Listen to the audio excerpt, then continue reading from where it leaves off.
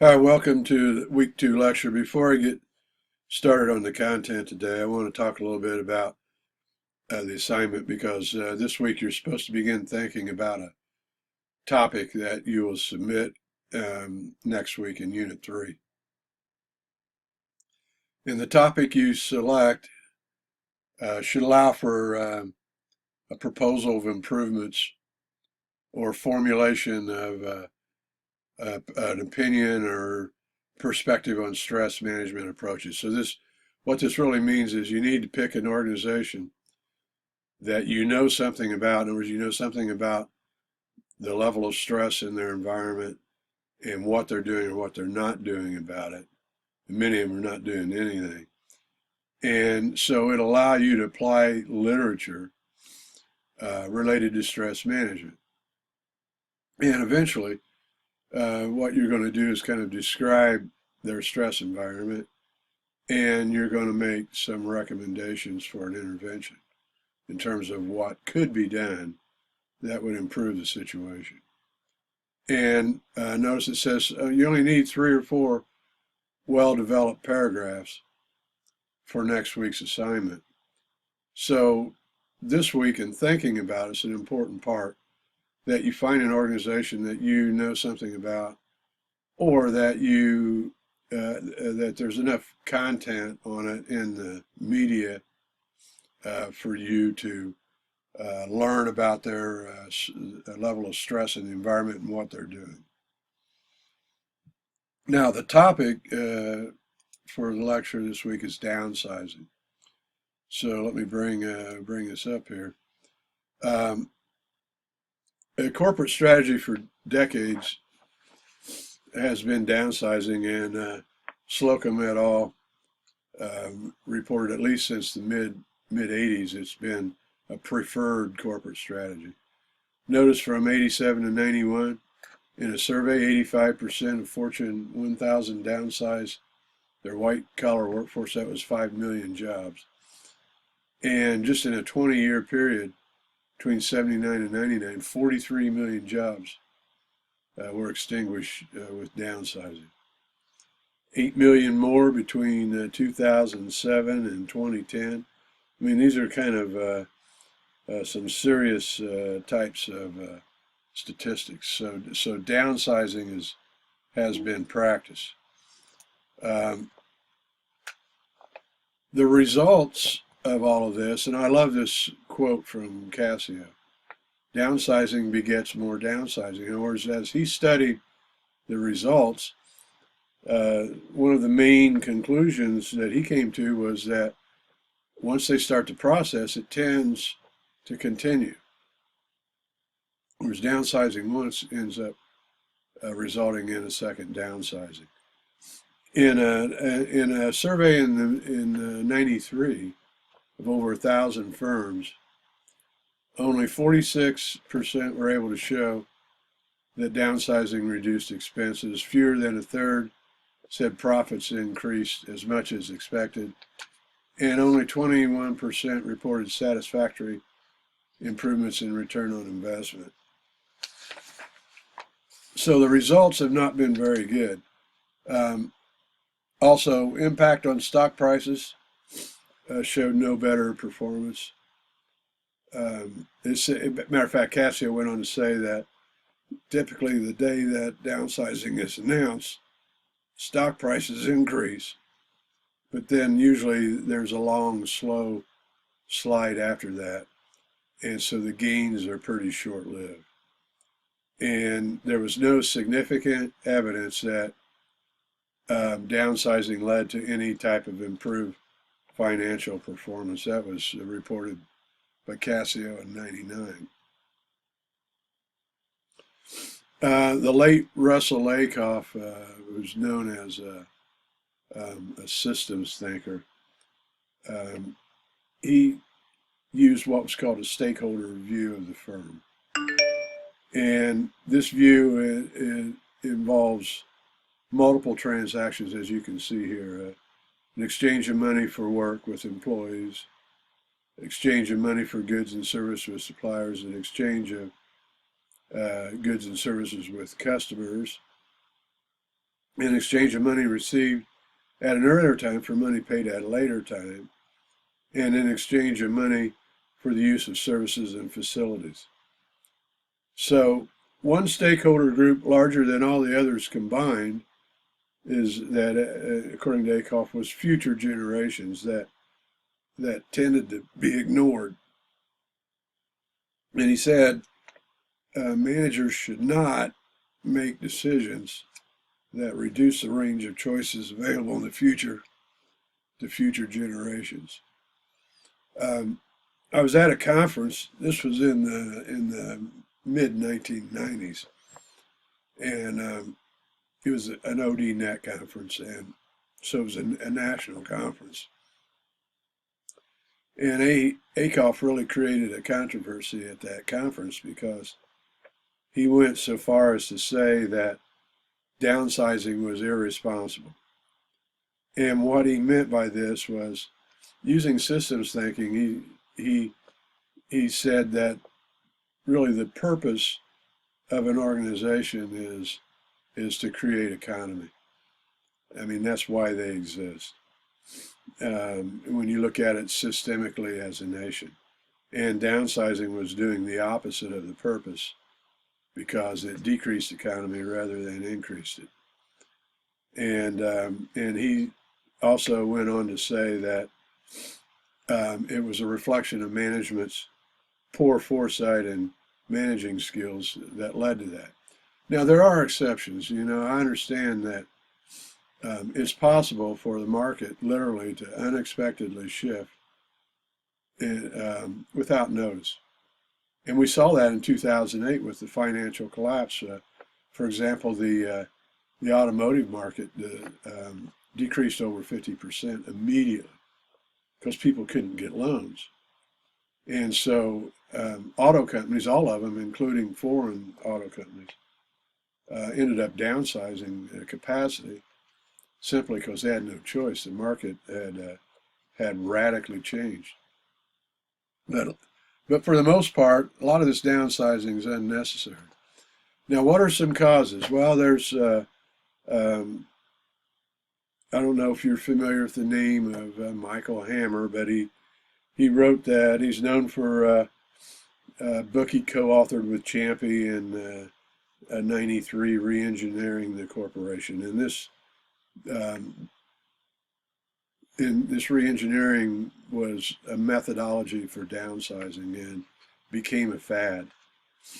And for example, in a '94 survey, this would be a year after the book was released, 1,000 firms saw reengineering as the top approach for improvement in 4 of the 5 variables below.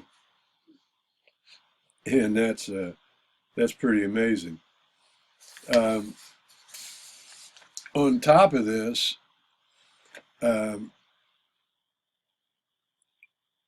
Hammer went on later to acknowledge that he actually had left out the human element. In other words, he admitted, he said he had taken an engineering approach and that the human element was left out, and that he'd learned that the human element was critical and was also needed for sustainability. And as a result, they came out with a second book and tried to add it in, but the damage was already done.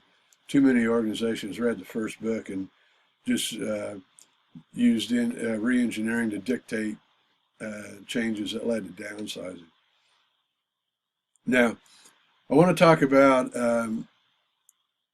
and by the way, this was, I saw this in an interview with President Clinton on C-SPAN.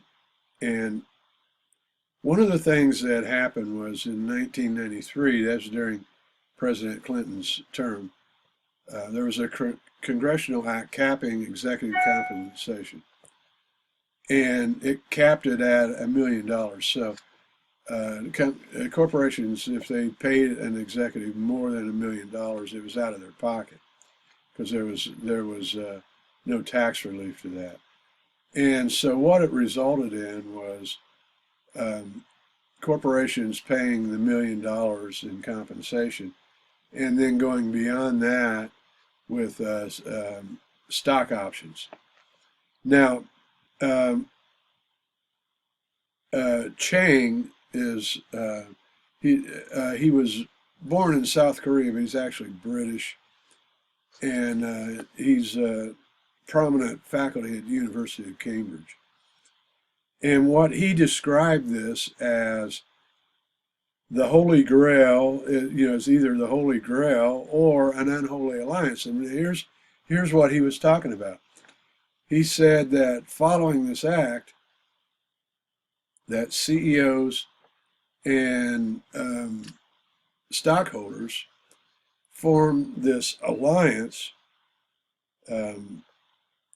where the CEOs would increase profitability for shareholders, and then shareholders, as a result, would increase compensation for the CEOs. Now, the problem with this was that they used downsizing and job enlargement as the primary methodology to increase profitability, and it was increased. The leader of this process was actually Jack Welch at GE. So during the 50s, the 20-year period from the 50s to the 70s, shareholder value in the United States averaged between 35 and 45%. This was corporate value.